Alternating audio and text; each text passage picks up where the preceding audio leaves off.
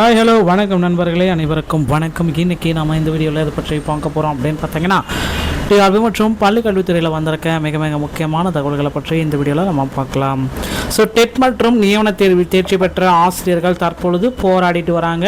So பிடி மற்றும் BRT 2024 விடிவு காலம் பிறக்குமா, தமிழக அரசு இப்படின்ட்டு போராட்ட களத்துலேருந்து இந்த மாதிரியான இது எல்லாமே வந்துட்டுருக்கு. ஸோ அரசாங்கம் நினைத்தது ஏழை எளிய மக்களையெல்லாம், பாமரர்களையெல்லாம், பாதிக்கப்பட்டவர்களெல்லாம் இந்த 5000 ரூபாய்க்கு மயங்கிடுவாங்க அப்படின்ட்டு சொல்கிறாங்க. ஆனால் எப்போ ஓட்டு போடும் பொழுது ஒரே விரல் தான், ஒரே ஒரு ப்ரெஸ் தான், மொத்தமாக அங்கேயே மயங்க வந்துட்டு தேர்தல் எலெக்ஷனில் ரிசல்ட் வரும் பொழுதெல்லாம் நாம் உண்மையாகவே மயங்கிட்டோம் அப்படின்ட்டு ஆசிரியர்கள் எல்லாமே இந்த மாதிரி சொல்லி போராடிட்டுருக்காங்க. ஸோ டிவிக்கு ஆட்சியில் ஆசிரியர்களுக்கு நன்மை பயக்கக்கூடிய செய்திகள் வருமா அப்படின்றது தான் இப்போ கேள்வி. ஸோ கண்டிப்பாக வந்து பார்த்திங்கன்னா இந்த உரிமை மீட்பு உண்ணாவிரத போராட்டம் அப்படின்னு சொல்கிறாங்க. இதை பேர் நிறைய பேர் வந்து பார்த்திங்கன்னா உரிமை மீட்பு உண்ணாவிரத போராட்டம் 2024 நியமன தேர்வில் தேர்ச்சி பெற்ற பட்டதாரி ஆசிரியர்களுடைய கூட்டமைப்பு 24/7/2026 வெள்ளிக்கிழமை காலை 10 மணிக்கு ராஜரத்ன மைதானம் எழும்பூர் சென்னையில் இந்த பிடி மற்றும் பிஆர்டி ஆசிரியர்களுடைய கோரிக்கைகளை எல்லாமே வச்சாங்க. ஸோ 13 ஆண்டுகளாக காத்திருக்கும் 2024 ஆண்டு ஆசிரியர்கள் நியமன தேர்வில் தேர்ச்சி பெற்றவர்களுக்கு, பட்டதாரி ஆசிரியர்களுக்கு இந்த மறு நியமன தேர்வு அப்படின்றது வந்து பார்த்திங்கன்னா இன்னும் ப்ராப்பராக இல்லை. ஸோ பெரிய எடுத்துக்காட்டாக வந்து பார்த்திங்கன்னா நிறைய பேர் கோரிக்கைகள் எல்லாமே வச்சுருக்காங்க.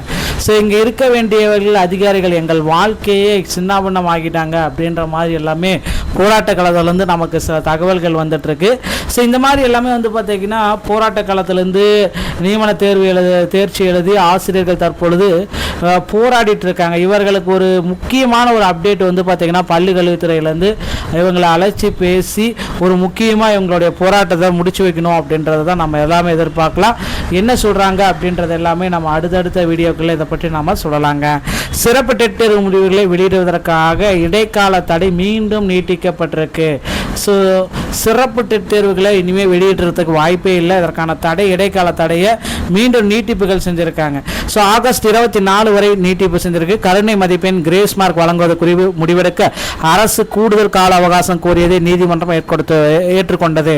மேலும் சில தரப்பினர் தாக்கல் செய்த புதிய மனு அனுமதிக்கப்பட்டது. அடுத்த கட்ட விசாரணை வழக்கம் போல ஆகஸ்ட் 24 நடைபெறும்.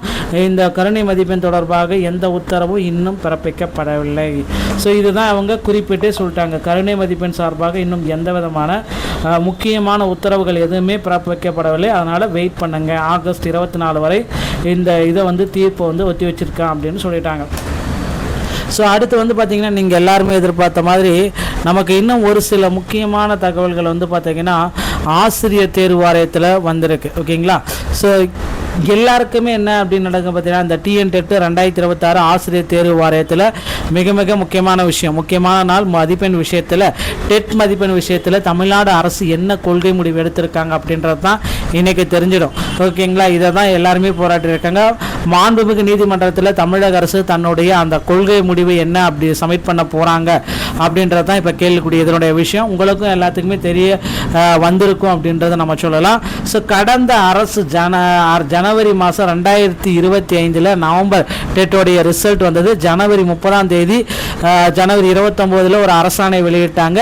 அந்த அரசாணை படி அந்த ஜென்ரலுக்கு வந்து மதிப்பெண்களை 75ஆகவும், SC/STக்கு 65ஆகவும் குறைச்சாங்க. ஆனால் பொது பிரிவினருக்கு மதிப்பெண்களை குறைச்சிருக்கணும். ஓகேங்களா? இது வந்து அவங்க வந்து குறைச்சிருக்கணும். ஸோ அதன் அடிப்படையில் பார்த்தீங்கன்னா ஸோ ஒர்க்கிங் டீச்சர்ஸில் சில பேர் வந்து பார்த்திங்கன்னா கேஸஸ் எல்லாமே போட்டிருக்காங்க.